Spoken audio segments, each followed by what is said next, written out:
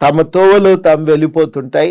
వాటి వల్ల కలిగే నష్టం తక్కువ అవుతుంది. లేకపోతే ఇట్లా మునుక జరిగితే పని పోతుంది, వస్తువులు నాశనం అయిపోతాయి, తర్వాత మళ్ళీ అదనంగా పెట్టుబడి పెట్టాల్సి వస్తుంది.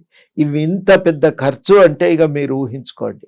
మొత్తంగా మేము ఒక ఇంటికి పోతే ఏసీ అన్నీ ఇప్పి పెట్టిండ్రు, అవి అన్నీ ఎండితే ఏమన్నా ఉపయోగపడుతుందేమో అనే ఆశతో. టీవీలు పాడైతే అక్కడ కుప్పలేసి పెట్టిండ్రు. స్కూళ్ళకు పోతే టైప్ రైటర్లతో యుక్తంగా పిల్లలకు కంప్యూటర్ నేర్పిద్దామని తెచ్చిపెడితే అవి అన్నీ ప్రతి వస్తువు కూడా పాడైపోయింది.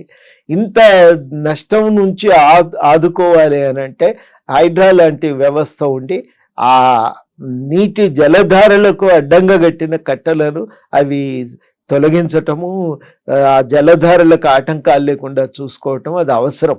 అదేదో ఉట్టి ఒక గవర్నమెంట్ పని అనుకుంటే పొరపాటు. మనందరం భద్రంగా ఉండాలంటే కూడా అక్కడ ఆటంకాలు లేకుండా ఉండాలి.